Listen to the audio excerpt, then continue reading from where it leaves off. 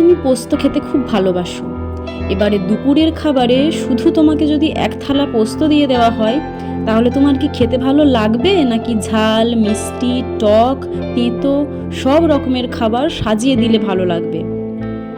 যার যেটা পাওয়া সে সেটাই পাবে। তোমার সাথে যেটাই হচ্ছে সেটাই তোমার কর্মফল। ঈশ্বরে বিশ্বাস রেখে এগিয়ে চলো, যা হবার তা হবেই।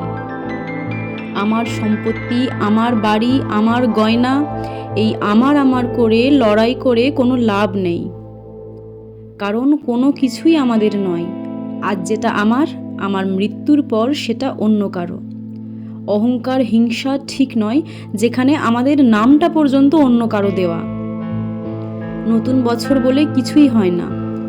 কাছের মানুষেরা সাথে থাকলে প্রত্যেকটা দিনই নতুন, প্রত্যেকটা মুহূর্তই সুন্দর।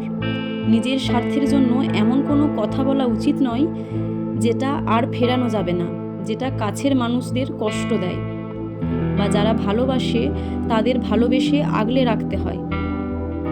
আর রইল পড়ে শত্রুর কথা, সে তো শত্রুর ভালো চাওয়াও এক ধরনের প্রতিশোধ।